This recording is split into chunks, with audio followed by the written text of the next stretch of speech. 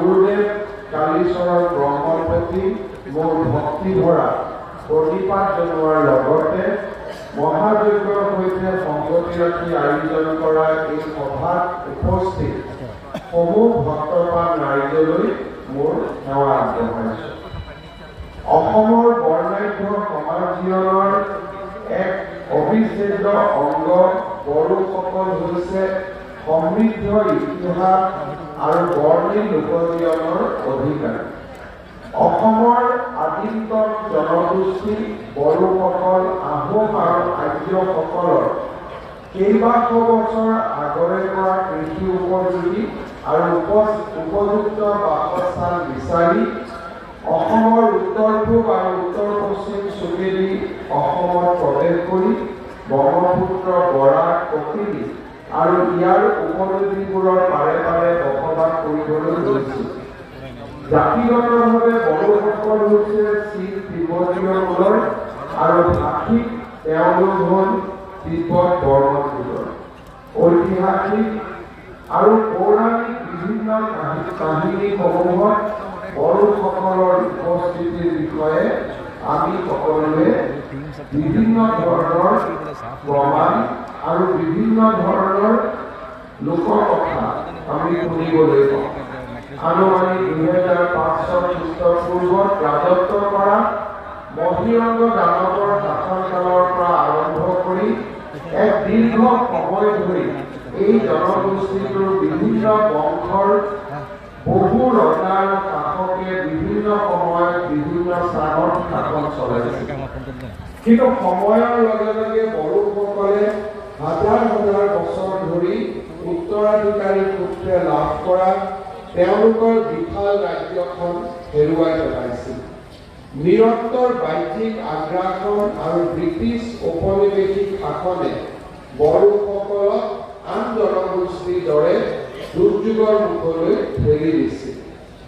অষ্টাদশ ঊনবিংশৰ বিংশ শতিকাৰ আৰম্ভণিত বড়োসকলৰ মাজতো জাতিগত বৈষম্য আৰম্ভ হৈছিল। এনে বৈষম্যৰ পৰা মুক্ত কৰাৰ প্ৰয়াসেৰে বিভিন্ন সময়ত বিভিন্ন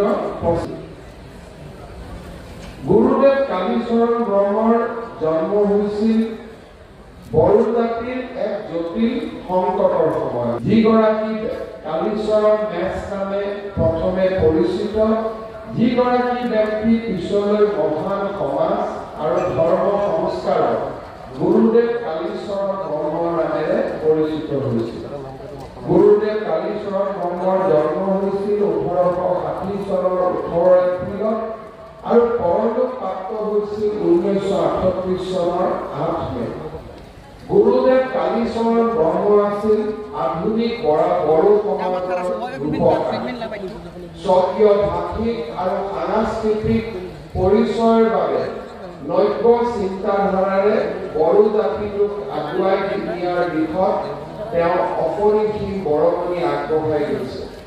বড়োসকলৰ মাজত বিকাশৰ বাবে 1905 চনৰ পৰা ব্ৰহ্ম ধৰ্মৰ প্ৰচাৰ আৰম্ভ কৰা গুৰুদেৱ কালীচৰণ ব্ৰহ্ম আছিল বিংশ শতিকাৰ ভাৰতৰ ভিতৰতে এগৰাকী শ্ৰেষ্ঠ সমাজ আৰু ধৰ্ম সংস্কাৰ। গুৰুদেৱ কালীচৰণ ব্ৰহ্মৰ নেতৃত্বত বড়ো সমাজত আৰম্ভ হোৱা সামাজিক আৰু ধৰ্মীয় সংস্কাৰৰ পথেৰে আগবাঢ়ি তথা বড়ো জাতিৰ ৰাজত্বৰ ফলত আজি বড়ো ভূমি শান্তি আৰু প্ৰগতিৰ এক নতুন দিগন্তত উপনীত হৈছে। এগৰাকী সমাজ সচেতন ব্যক্তি হিচাপে গুৰুদেৱে বড়ো সমাজৰ সংস্কাৰ আৰু বৈপ্লৱিক পৰিৱৰ্তনৰ অনুভৱ কৰি ব্ৰহ্ম ধৰ্মৰ প্ৰৱৰ্তন কৰিছিল। বড়ো জাতিক দুৰৱস্থাৰ পৰা ৰক্ষা কৰাৰ বাবে গুৰুদেৱ কালীচৰণ ব্ৰহ্মই এক শক্তিশালী ধৰ্ম সংস্কাৰ আন্দোলনৰ সূচনা কৰে। এই সংস্কাৰৰ নামেই হ'ল ব্ৰহ্ম আন্দোলন। ব্ৰহ্ম আন্দোলন এক ধৰ্মীয় আন্দোলন নাছিল, ই এক সামাজিক সংস্কাৰৰ আন্দোলন আছিল। 1905 চনৰ 45 বছৰ বয়সত গ্ৰীষ্মকালৰ এটি বিশেষ দিনত সানিধ্য ক্ৰিয়া নামৰ এখন গ্ৰন্থ কাকতলীয়াভাৱে কালীচৰণ মেছৰ হাতত পৰে।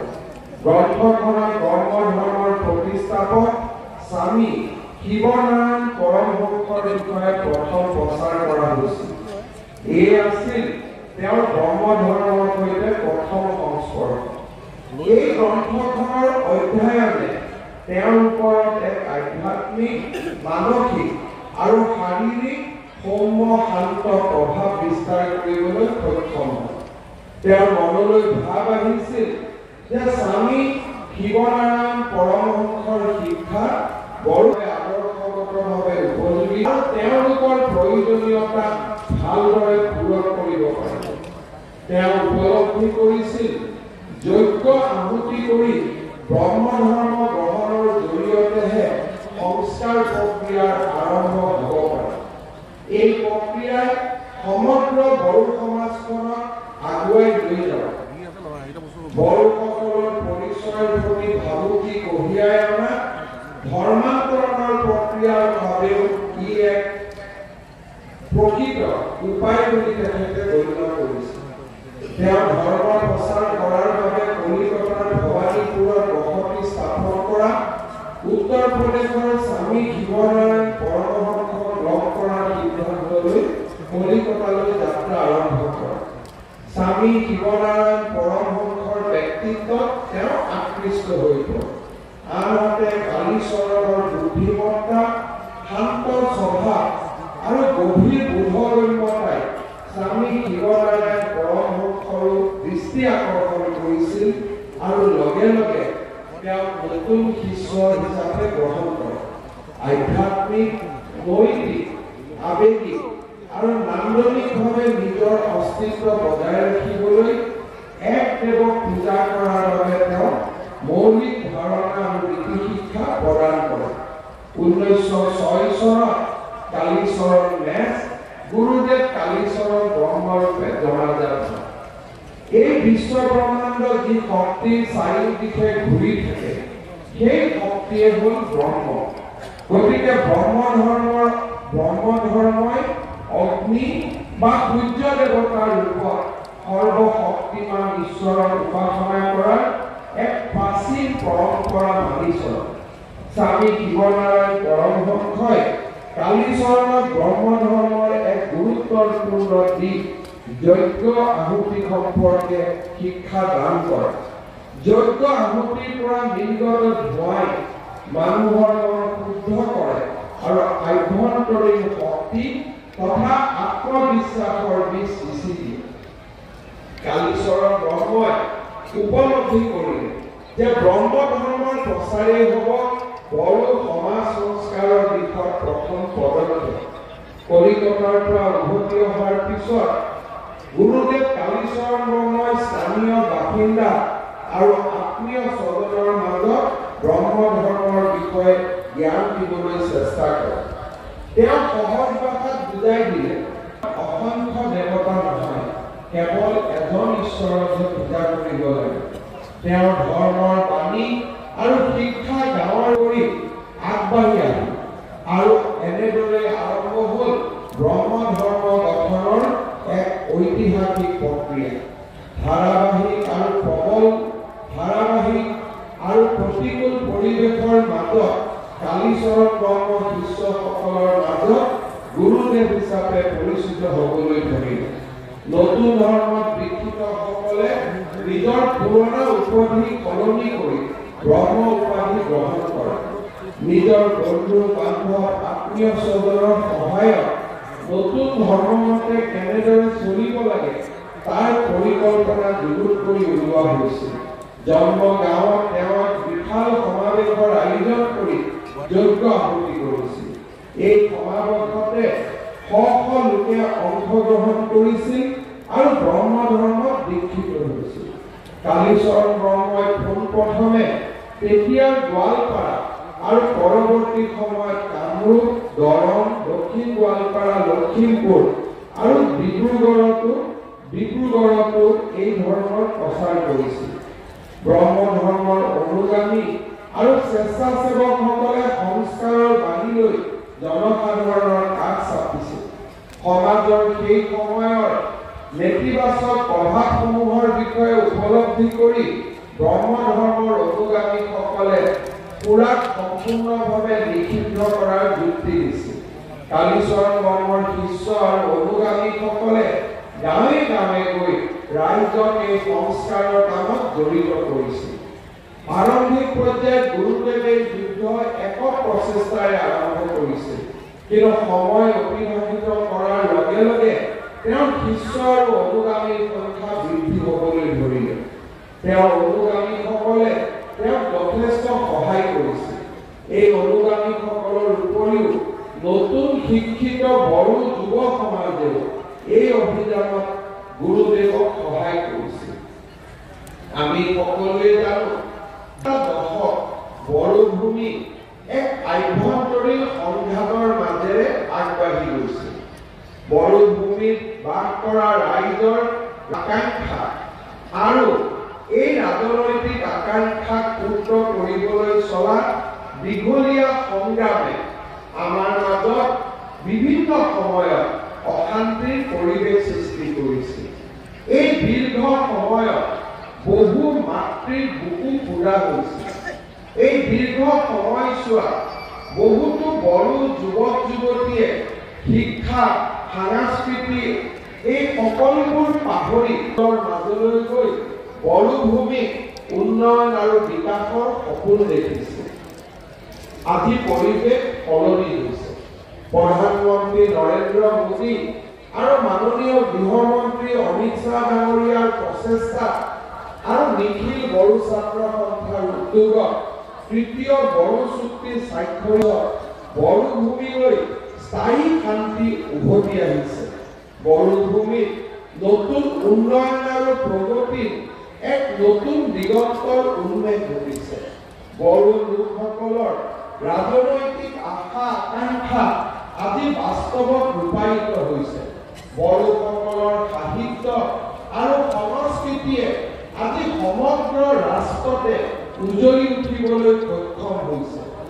আজি তেনে এক সুন্দৰ পৰিৱেশত পুনৰ এবাৰ বিশ্ব মহাযজ্ঞৰ আয়োজনে আমাৰ সমগ্ৰ সমাজ জীৱনৰ পৰাই অসুৰা অপ্ৰীতি দূৰ কৰি শান্তি আৰু প্ৰগতিৰ উৎকৃষ্ট বাতাবৰণ গঢ়ি তুলিবলৈ প্ৰচেষ্টা কৰিব আৰু আমি সকলোৱে গুৰুদেৱৰ আশীৰ্বাদ লাভ কৰি তাক মই বিশ্বাস কৰোঁ।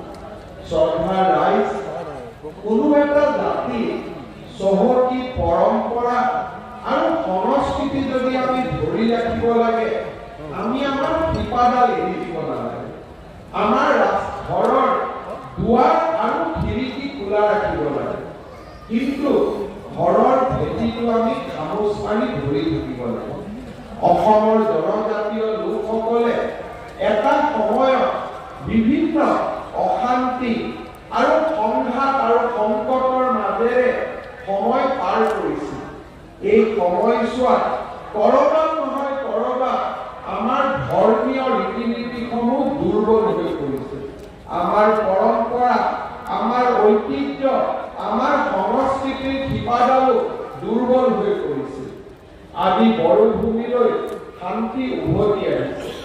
শান্তি উভতি অহাৰ লগে লগে আমি যি ধৰণে বড়ো ভাষা, বড়ো সংস্কৃতি ৰক্ষাৰ বাবে আমি পণ লৈছো, ঠিক তেনেদৰে আমাৰ ধৰ্মীয় বিশ্বাস, আমাৰ উপাসনাৰ পদ্ধতি আৰু আমাৰ জনজাতীয় চিন্তাধাৰাৰ যিখিনি মূল শক্তি, তাক আমি ধৰি ৰাখিব লাগিব। পশ্চিমৰ প্ৰভাৱ আহে, কিন্তু পশ্চিমৰ প্ৰভাৱে আমাৰ দুৱাৰ আৰু খিৰিকীক স্পৰ্শ কৰিব পাৰে, আমাৰ ঘৰৰ ভেটিটোক দুৱাৰ। যিটো দিনা জনজাতীয় লোকসকলৰ ভেটিটো দুৰ্বল হৈ পৰিব, সেই দিনাখনেই বিশ্বৰ মানৱ সভ্যতাই আটাইতকৈ চহকী সভ্যতা হেৰুৱাই পেলাব। জনজাতীয় সভ্যতাই হ'ল মানৱ সভ্যতাৰ আটাইতকৈ চহকী সভ্যতা। কি ধৰণে আটাইতকৈ প্ৰতিকূল পৰিৱেশৰ মাজতো, জংঘলৰ মাজত, পাহাৰ পৰ্বতৰ মাজত আদিৰ পৰা হাজাৰ বছৰ আগতে আমি কি ধৰণে নিজক বচাই ৰাখিছিলোঁ, আজিৰ পৰা হাজাৰ বছৰ আগৰ পৰা আমি কি পদ্ধতিৰে আমাৰ সমাজখনক আমি চিৰ জাগ্ৰত কৰি ৰাখিছোঁ। আমি লাগিছে বড়ো সমাজ 30 বছৰ আগত সৃষ্টি হোৱা নাই, বড়ো সমাজ 50 বছৰ আগত সৃষ্টি হোৱা নাই। বড়ো সমাজৰ প্ৰতিধ্বনি এই অসমৰ মাটিত 3000 বছৰৰ আগৰ পৰাই শুনিবলৈ পোৱা যায়। ইমান ডাঙৰ এটা পুৰণা সভ্যতা সংস্কৃতি আমাক আজি কোনেও পৰিৱৰ্তন কৰাবৰ বাবে বাধ্য কৰাব নোৱাৰে। আমি মানৱ সভ্যতালৈ বৰঙণি যোগাম, আমি বিশ্বৰ কল্যাণৰ বাবে বৰঙণি যোগাম, আমি বিশ্ব শান্তিৰ বাবে বৰঙণি যোগাম, কিন্তু আমাৰ ৰীতি নীতি সংস্কৃতি খামুচি ধৰিয়ে আমি বিশ্বৰ বহল বুকুলৈ আগুৱাই যাম। বড়ো সমাজে যদি পুৰণা ৰীতি নীতি এৰি পেলাই, সংস্কৃতি এৰি পেলাই, আমাৰ জাতিৰ মূল শিপাডালো দুৰ্বল হৈ পৰিব। ৰাজ্য চৰকাৰে খিলঞ্জীয়া ধৰ্ম বিশ্বাস আৰু সংস্কৃতি নামে এটা নতুন ডিপাৰ্টমেণ্ট গঠন কৰিছে। এই বিভাগৰ জৰিয়তে আমি অসমৰ জনজাতীয় লোকসকলৰ মাজত সোমাইছো। কাৰ্বি সমাজৰ মাজত গৈ আমি আৰামবাৰীমৰ গ্ৰহণযোগ্যতাৰ বিষয়ে ৰাইজক আকৌ এবাৰ দোহাৰিছো। বড়ো সমাজৰ মাজত গৈ বাথৌ ধৰ্মৰ যি এক পবিত্ৰতা তাক আমি আকৌ দোহাৰিছো। বড়ো সমাজৰ মাজত গৈ গুৰুদেৱ কালীচৰণ বৰ্মৰ শিক্ষা আৰু প্ৰমূল্য আৰু মূল্যবোধক আকৌ এবাৰ আমি কৰিছো, যাতে আমি এই প্ৰমূল্যসমূহক ধৰি ৰাখিব পাৰোঁ। শ্ৰদ্ধাৰ ৰাইজ, আজি এই বিশ্ব শান্তি মহাযজ্ঞৰ জৰিয়তে পুনৰ এবাৰ আমি সংকল্পবদ্ধ হওঁ যে আমাৰ জাতিটোৰ মাজত সংস্কাৰ আনিবলৈ গুৰুদেৱ কালীচৰণ ব্ৰহ্মই আমাক যি শিক্ষা দি থৈ গৈছিল, আমাক যি আদৰ্শ দি থৈ গৈছিল, আমাক যি প্ৰমূল্য আৰু মূল্যবোধ দি থৈ গৈছিল, তাক আমি কেতিয়াও এৰি নিদিওঁ, বৰঞ্চ তাক আমি আৰু শক্তিশালী কৰিম। প্ৰজন্মৰ পিছত প্ৰজন্মলৈ তাক আমি প্ৰতিফলিত কৰিম আৰু আজিৰ প্ৰজন্মৰ লগতে আমাৰ ভৱিষ্যতৰ প্ৰজন্মসমূহেও যাতে গুৰুদেৱ কালীচৰণ ব্ৰহ্মৰ শিক্ষাৰে শিক্ষিত হৈ বড়ো সমাজক জগত সভালৈ লৈ যাব পাৰে, তাৰ বাবে আমি আমাৰ নতুন প্ৰজন্মক গুৰুদেৱৰ জ্ঞানেৰে আমি তেওঁলোকক চহকী কৰিম।